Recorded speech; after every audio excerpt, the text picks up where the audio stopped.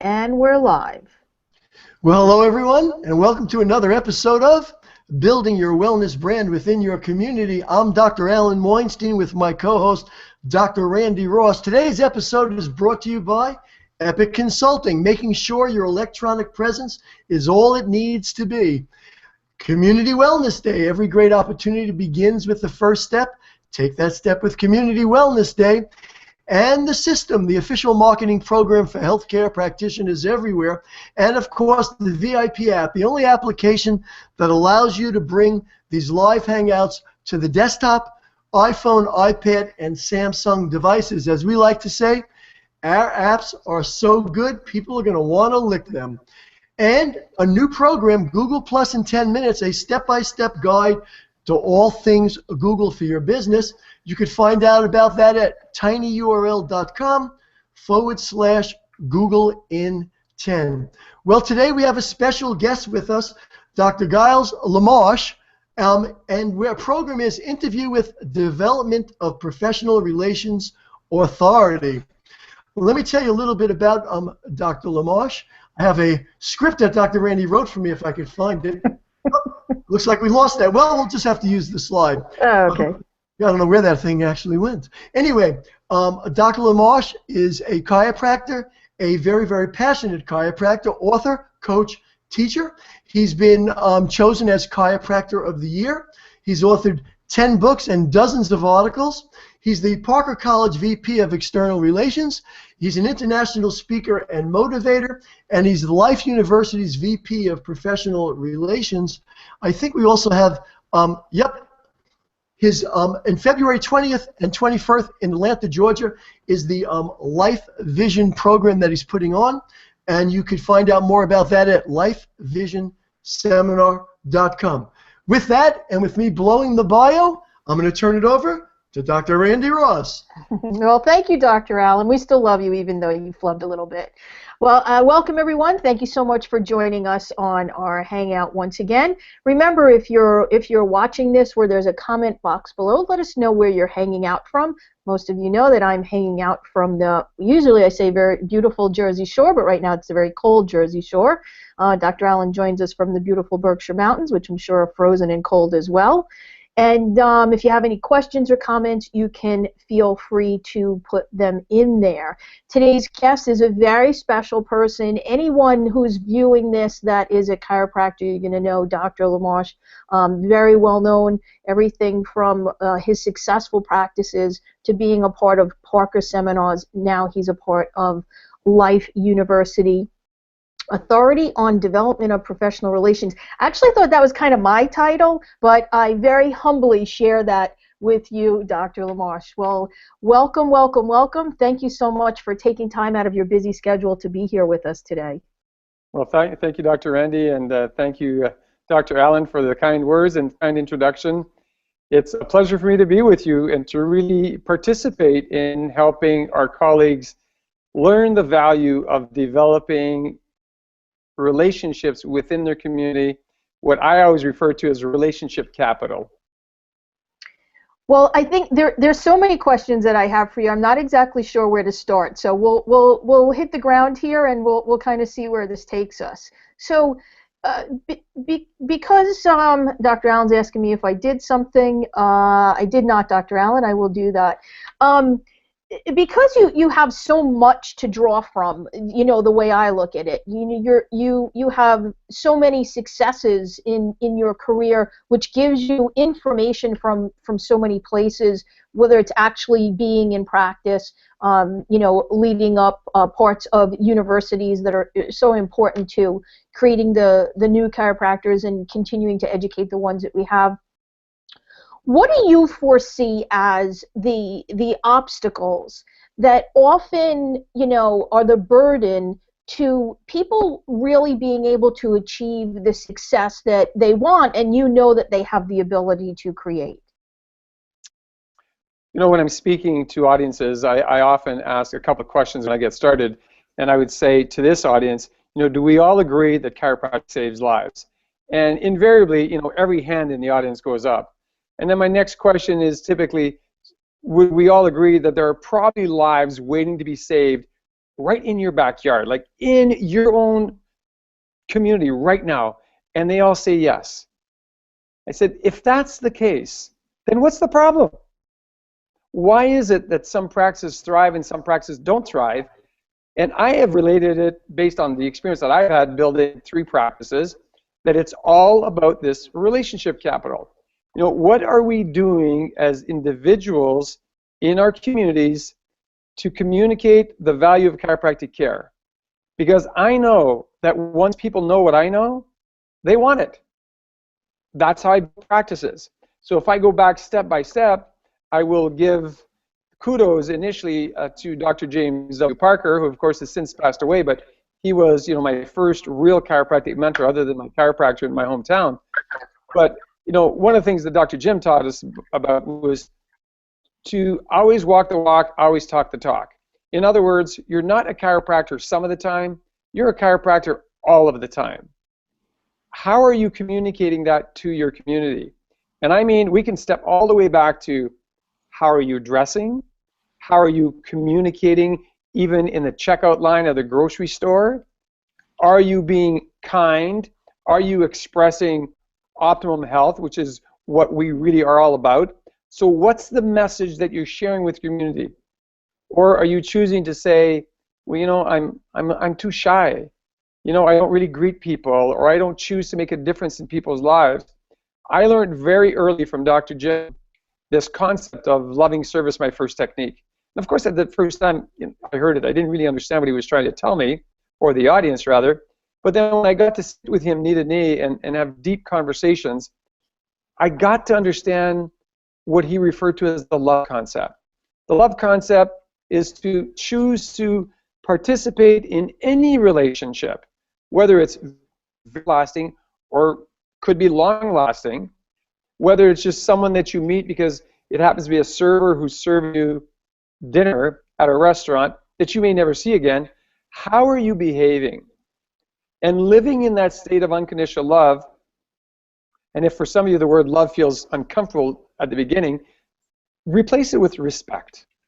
Replace it with, you know, unconditional acceptance of another human being. Because I believe that that's where communication starts. Who we are, how we behave. With, like I said, a server in a restaurant, a clerk at a grocery store, so, you know, wherever you're bringing your clothing, if you want, to the cleaners. How are you behaving, and are you showing up like a chiropractor in a professional state, with professional vocabulary, professional dress?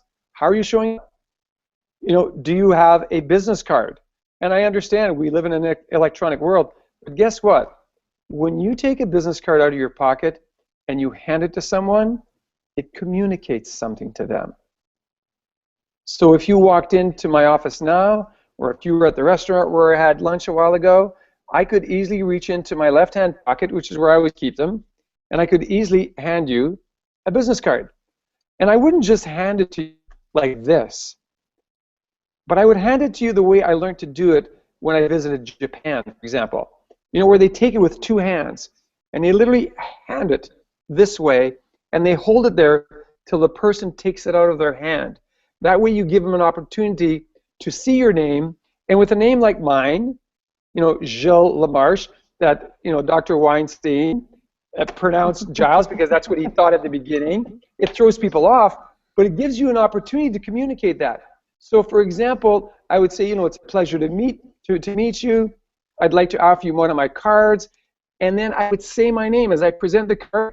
I would say it's pronounced Gilles Lamarche, and they get an opportunity to hear it. They get an opportunity to see it. Then they get an opportunity to take the card. What are we dealing with? Auditory, visual, kinesthetic. When I first meet someone, I have no idea where they are on that platform. But I can guarantee you that based on what I was taught, I have learned to use all 3 parts of that platform until I get to know the individual. Once I know if they're more kinesthetic, more visual, more auditory, then I can speak in those terms, communicate in those terms. But until I know that, why not communicate in all terms? So you build those relationships one at a time, and I would encourage you to see every human interaction as a possible relationship, because it is. Some of them will be short, Some of them will be days, weeks, months, years. But you don't know that until you get into the relationship. So relationship capital is that. You provide a sense of warmness and well-being, and that's what you communicate to people.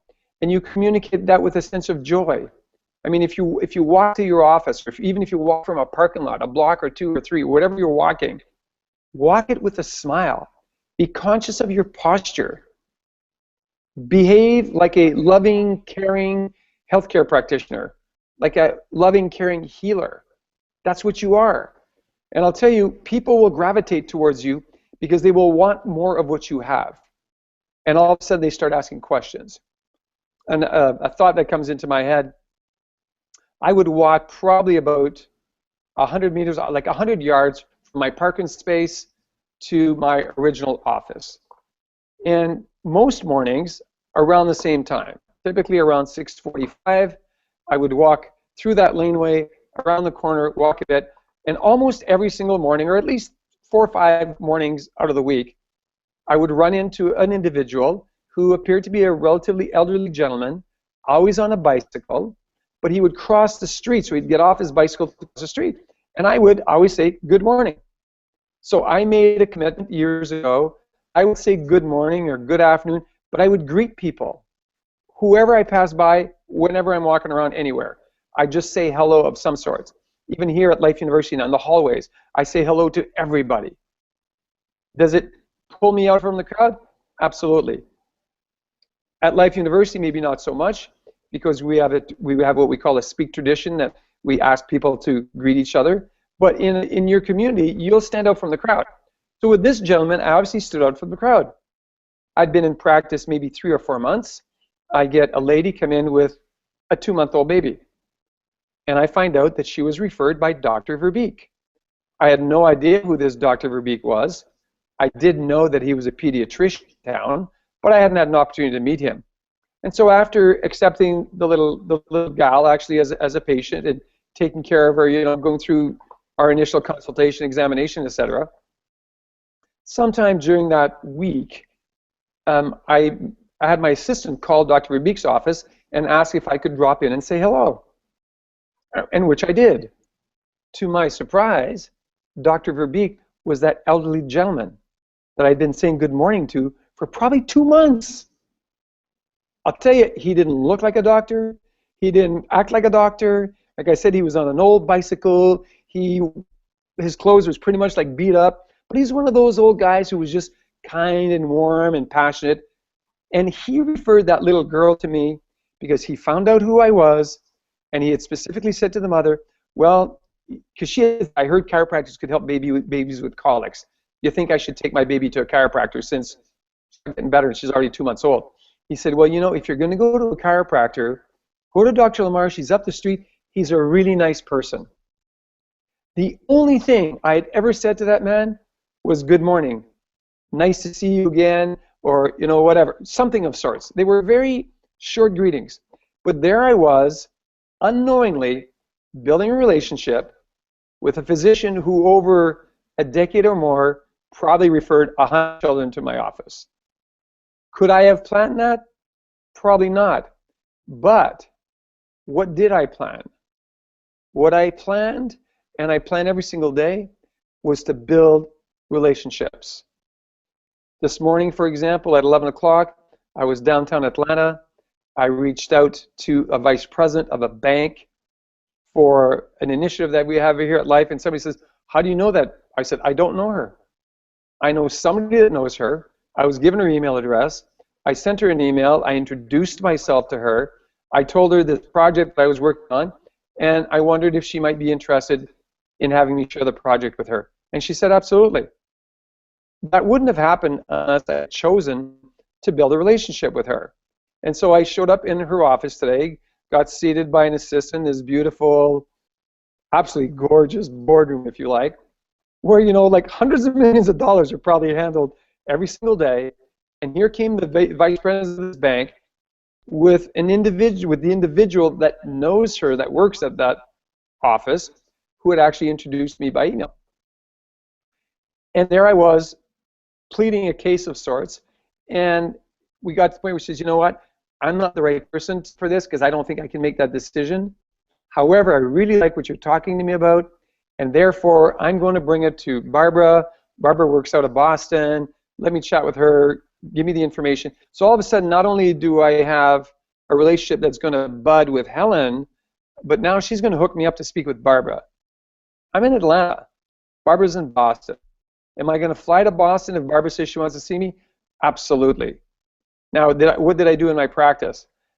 I made a decision to write 5 thank you notes every single week. And I say thank you or congratulation notes. Some of them, of course, would go to my own practice members, but I always made a point to find 2 or 3 every single week that I could send to someone in the community that I did not know. So I would leaf through, I don't read the paper, I don't read the news, but I would leaf through the local newspaper and just look at sort of the city section. And I would find people who did something great in the community, either individually or for others. And I would write a note and thank them for contributing to the joy and the wonderfulness that we get to live in our community. Easy task? Yes. Was it a pain? No. Because I told you I wrote 5, I wrote a minimum of 5 because I wrote them all the time. And there was so much joy in writing them, so I did it for the joy of writing them, and then getting feedback from people who received was quite extraordinary. I mean, I remember getting tapped on the shoulder once, in a grocery store by a lady. She said, "You're Dr. Lamarche, right?" I said, "Yes," because I also used to write an article in the local newspaper, so my picture was always there. She said, "I want to thank you for sending my daughter a congratulations note for winning this particular competition. You have no idea what it meant to her to have someone of your stature."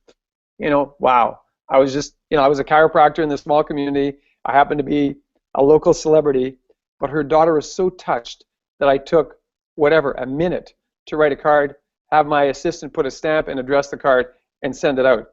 That happened hundreds of times. I was granted the privilege of having 3 great tickets to Madison Square Gardens to see the Rangers and the Detroit Red Wings in the last game that Wayne Gretzky played against them, because Wayne Gretzky was my 2 boys, idol. And I found out through a friend, I had a friend that practiced in the New York area, and I had sent her an email and I said, "Any chance you can get me tickets? I've tried to buy some, they're sold out." She emails me back that night and said, "Pat LaFontaine," who at the time was the center for the New York Rangers, she said, "Pat came in to get adjusted today, and I asked him if there was any chance he can get me tickets for a friend, and he said to me, 'Well, how good of a friend?' And she said, 'The best kind of friend you could have.' He said, 'Absolutely, I'll get you 3 tickets. But the story is not that I got to Madison Square Gardens with my boys and had 3 tickets sitting there that I thought I was going to pay for because I took my credit card out, and the gentleman at the wicket said, no, sir." He said, "These are compliments to the New York Rangers." I'm like, wow, how great is that? We got home from the trip. I addressed a thank you card, or rather wrote a thank you card to Pat LaFontaine, sealed it. I had recently written a book. I autographed a book to him, put that in an envelope. I did a second envelope, thank you card to my friend who had got me the contact, autographed a book to her, put that in a separate envelope, took the 2 envelopes, put it in a FedEx envelope, rather my assistant put it in a FedEx envelope, and she sent it off to the chiropractor who was my buddy. And she gave the book to Pat. I did that. We FedExed it on a Tuesday. And on Thursday afternoon, during regular patient hours, my assistant came to me, because I never took phone calls during regular patient hours, but she came to me and said, "There's a Pat LaFontaine from the New York Rangers on the phone, and I think you're going to want to talk to him." I said, "You know what? Excuse me." I excused myself from the patient I was seeing, and I said, "Let me take this phone call for a minute." And why I share it with you is because here was a gentleman at the top of the game of hockey who I had sent a $12 book to that probably cost me $2, who was calling me to thank me for the book. I'd had 3 $180 tickets given to me through the Rangers organization because of him. This is what he said: "I'm calling to thank you for the book. I really appreciate you thinking of me, and I want you to know that in all the years I've played hockey, the hundreds, if not over 1,000 tickets that I've given, I have never received a thank you card, let alone a thank you gift. How powerful is that? Is that relationship building? Absolutely. There's a couple of things that I really want to touch on that you said. I think one of the most polarized elements of what you're talking about that I think is lost on a lot of professionals is that there's a lot more kind of, traction and even road that you get from this process, and you and I talked about this the other day. I call it, long-term sustainable growth in a business when you build relationships, as opposed to always focusing and almost, having that kind of tunnel vision of judging, the efforts that you put into something of what do I get that day. And it seems so short-sighted, and I think there's so many missed opportunities, either initially or for years to come. I mean, look at what you said. You wrote a note, and it's funny, it's something that I teach, that I think, note writing is such a powerful thing, especially today when all we get is electronic correspondence. But, I mean, he probably still remembers that, like you said, in the hundreds of tickets he'd given out, no one took the time to just say thank you. Exactly. And I think, I just want to, have you address that a little more, the fact that I think too many professionals, and mostly, I still mostly work with chiropractors, so I'll say chiropractors, are just so stuck on evaluating where they're putting their efforts as to what they get that day, instead of embracing the process of this, I call it relationship marketing, and the huge long-term ramifications, positive effects it has, not only on your business and your life. So I think that's really important to really make people understand that it's not just about the fact of smiling at someone, of saying hello, of writing a note, but it's understanding the broader applications of all that if we're talking about business.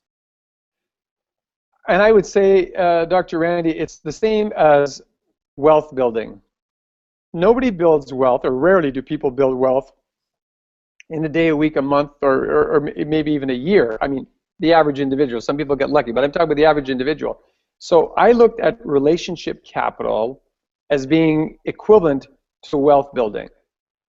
And I understood that it takes a lot of effort at the beginning, I'm talking months and years, to reap the rewards for decades. And I never stopped building relationships. So it's not a one-shot deal. I mean, I consistently, and I teach it when people are with me, I consistently will ask a waiter or a waitress, I will always ask their name when they come to our table if they don't introduce themselves. I will always leave a business card when I leave. If the service was great, I leave a business card. I write a little note on the back. I leave them a good tip, but I write a little note on the back. And when I was in practice, I would write something as simple, Jane, thank you, and always by name, because I asked their name at the beginning. I made sure I used their name consistently through the evening. I never said, hey, can you do this? Hey, can you do that? But I would say, Jane, could you do this for us? And so I would write the name, Jane, thank you so much for the fabulous service today. If I can ever help you, please call. That sounds, almost innocuous. But I can tell you that dozens and dozens and dozens of waiters and waitresses ended up making appointments in our office or referring other people to our office, not because I was a good doctor, because they didn't know, but because I was a nice person. And so smiling at people, calling them by name, leaving them contact info in a very sort of unequivocal way, right? I'm not forcing it upon them. I'm using it as a thank you card right there and leaving it with a tip. It built relationships. And so it's not, doing it at the restaurant today expecting that she's going to refer, a patient next week. It's continuing to build those relationships, because you never know which relationships are truly going to be huge capital. Like, you never know what investment is going to give you the biggest return. I never know what person that I'm saying hi to, shaking hands with, writing a thank you card to. I'm not sure if they will ever provide a return to me. But I don't do it to get the return. I do it to give them a step up. So I do it from a place of loving service. You know, I told people when I first got to life, and I was reading, you know, everything on campus about lasting purpose, to give, do, love, and serve from a sense of abundance, you know, expecting nothing in return. And I saw that as Dr. Jim's exact words, loving service, my first technique, and the love concept. And then I realized that, you know, Dr. Sid had been mentored by Dr. Jim Parker, and had a falling out later in life. But I mean, at one point, Sid Williams was actually Jim Parker's right hand guy.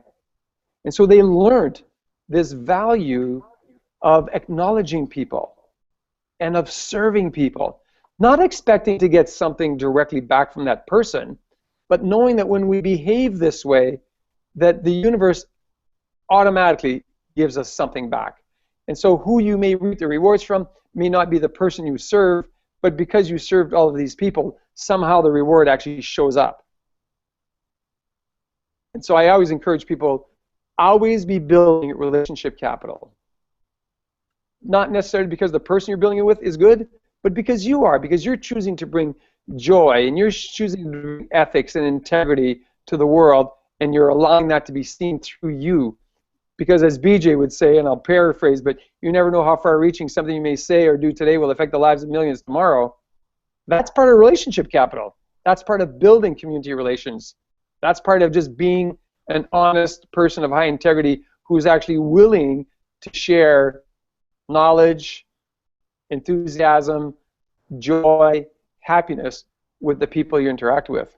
I know Dr. Allen's got a question for you, but I think that is an application that it doesn't matter what kind of business you're in will serve you. And isn't it, it's just nice to be nice. It feels good to be happy. Dr. Absolutely. Allen? Yeah, Gilles, I wanted to, you reminded me when you said that you had said hello to the gentleman on the bicycle, and it turned out to be the pediatrician. And it reminded me when I first moved to where I live now in the Berkshire Mountains, there was a man that rode a bicycle every morning that I would see in town and I would say hello to. I, at the time, did not know who that was. I later found out it was Norman Rockwell in the town I live in, which is, so you never know who it is, number one. But I also wanted to say that one of the things I did in my practice is that whenever a new patient would come in, I would get the name of their primary care physician, and I'd send that doctor a note saying that I'm seeing one of your patients, and this is what I found, and I'll update them, and so forth and so on. And it literally wound up building a referral practice from the medical community to me that I almost couldn't even take any other patients, because so many medical doctors and people ask, how do you build those relationships? Same way you said, but what I want you to address, Gilles, is really the concept of finding your own voice, because one of the problems I see in our profession, and I know a lot of people are going to go to your Life Vision seminar in February, and they're going to hear speakers get up on stage, and they're going to leave that event thinking, I need to imitate that person to be successful, and that's not really the point of what you're saying or what you're doing. So talk about that a little bit. Well, absolutely. Finding your own voice and being true to yourself is of utmost importance. I mean, I remember the first time I read the words, I believe it was in a book by Wayne Dyer. The quote was, "To thine own self be true." Now, I will tell you that because Jim Parker was my mentor, did I emulate some of the ideas that Jim shared? Absolutely. Did I share them exactly the way he did? No. Because, you know, he was a short little Texan with a heavy accent. Back in those days, I was a short little Frenchman with a French accent. So I couldn't do a Jim Parker, but I could just do a Gilles. And I refer to, you know, are you being the best version of you? Because I can't be Alan Weinstein, I can't be Randy Ross, but I'll tell you what, I can be a great version of Gilles Lamarche. And so my focus and my suggestion to everyone is find your true voice. Decide what you believe to be the best version of you, and always be the best version of you, as best as you can be every day. Some days you'll falter, some days you'll get up and you're not in the mood, and sometimes it requires that you force yourself a little bit to find that best version of you, and that day that best version of you may not be as best as it was 2 days ago or that it'll be 5 days from now, but it'll still be the best version of you.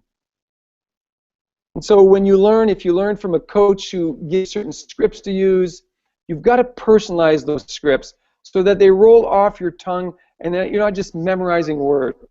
Because the minute you're just memorizing words and you don't own them in your heart, you're trying to speak through somebody else's voice, and the people that listen to you, or rather, sorry, the people that hear you will not want to really listen to you.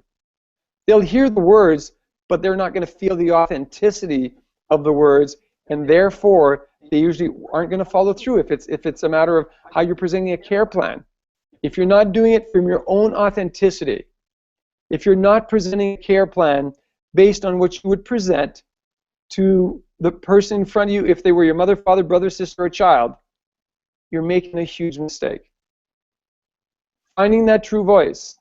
So for example, if Dr. Allen came to me as a patient and I look at him and say, okay, he's roughly my brother's age, I would speak to him as if he was my brother.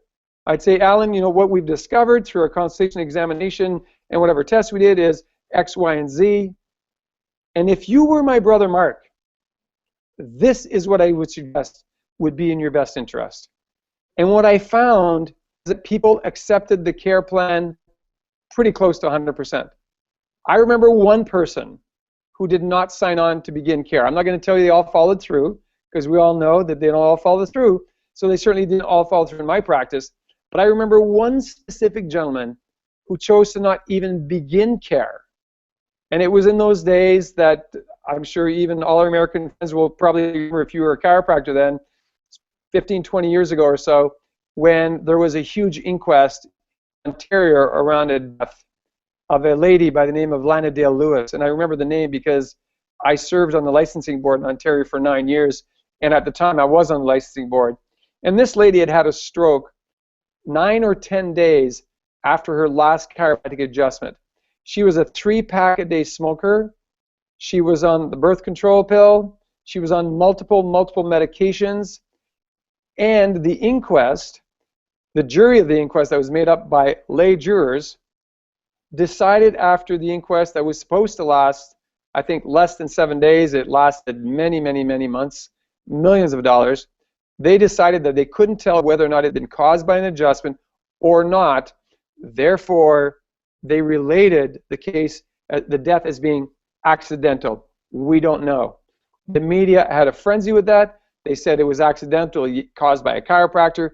So therefore, this gentleman that was in my office said, and I laid out the statistics for him because I had been so intricately involved with the case. I mean, I had all the data. I said, these are the numbers. He said, well, Doc, I have tunnel vision now because of a surgery. They told me that tunnel vision could happen in 1 in 5 million cases. I was the 1 in 5 million. So if you tell me that there's a 1 in 3.8 million chance that somebody could potentially have a temporal link to a stroke following an adjustment, not a causal link, but a temporal link, I probably will be that person. So I would prefer not to start care. And I said, I honor you and I respect your decision. If ever you want me to help you, please come back. And I believe that the people accepted the care plan because of how I communicated, number one, chiropractic, most importantly, how I communicated the value of chiropractic, the value that it could bring to their life based on their needs, based on what they were telling me was important to them. Does that answer your question, Dr. Allen? Yeah, absolutely. Terrific. Thank you very much. Thank you. All right. Well, we are going to do what we call at this time, Dr. Lamarche, Randy's recaps for everyone. See, I actually take little notes. I don't know if everyone can see them because I can't remember anything. It's too much. I'm so engrossed in the conversations. But I think the words of the day today are relationship capital. Like I said, everyone that's ever either been here live or watched, or hundreds of replays, you hear me say relationship marketing all the time, but I actually like the words relationship capital. And this is what I think is so important for people to understand, that communication doesn't always start with what's coming out of your mouth verbally. I think that it's about, how are you acting? Are you treating people with respect? This is a big one for me, Doc, that I argue with a lot of chiropractors about. How are you dressing? You know, I don't care if you live in Hawaii or you live in Texas and people don't, you know, dress up, so to speak, like we do here in New York. I know this is a little different model over here, but you're still a professional, and there's a certain level of expectation that comes along with that. And this is something that always drives me crazy. And I'm not saying you have to put on, you know, $1,000 suit and a shirt and a tie to go into the office, but you should look like a professional. You know, here's the thing that's important about that. People that expect that, when you walk in jeans and a t-shirt and flip-flops, they're very taken back. You know, the other people that don't care, they don't care what you dress like, but you lose a certain level of, and this is an important word that Dr. Allen and I talk about, credibility often. You know, that is a level. You're still a doctor. I know you're not a medical doctor, you chiropractors that are listening, so please don't send me a whole bunch of emails. But, you know, it's important to have a professional demeanor. You expect it from your banker, from your accountant, you know, from your attorney. There's just something that goes along with being a professional that I think that we should all be a little more cognizant of. That's a huge part of your communication strategy. I mean, I learned from a guy by the name of John Malloy, who spoke at a seminar back in probably the early 80s. He'd written a book, Dress for Success. And the only thing I remember from that talk, be as well dressed as your best dressed client or the client you want to attract. And so the way I dress now, I didn't dress this way because I was on a Google Hangout with all of you beautiful people. So I'm sorry to disappoint you if I do. I dress this way because this is the way I dress. I learned to dress this way early on. I wore a shirt and tie to my office every day of my career, except for the month of July, because that's really the only hot month that we get in Timmins, Ontario, where I practiced. You know, where I wore a nice pair of slacks and maybe a golf shirt most of the time. But the other 11 months, I dressed this way every day. I would get to the office, I'd take my jacket off, I'd hang it, and I would see patients dressed this way. And I'll tell you, it created a very, very positive vibration. It even created a positive vibration when I went out for lunch. People would wonder, like, because you're just dressed above the crowd.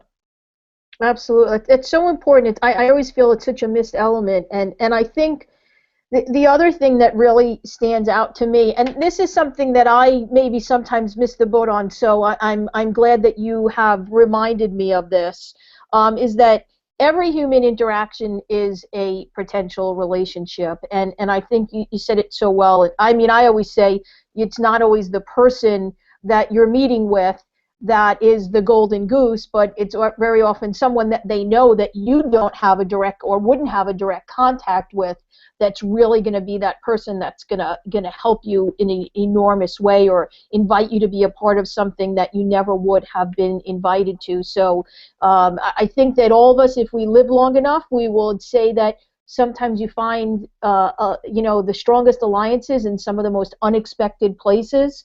So you know, it doesn't matter who people are or what they do. Like Dr. Lamarche said, he thought he was, you know, nodding to just some old guy on a bike, and you know, and look where it took you. So I'm gonna. If Dr. Allen, do you have something else you wanted to say? Because I don't see our closing slides up, so I'm assuming you. Yeah, I wanted to say something about what Dr. Gilles said about if he was doing a consultation with me, he would talk to me like he spoke to his brother, if he was telling his brother. And I think that's a real important point, although we didn't delve into it. What I want to say about it is this.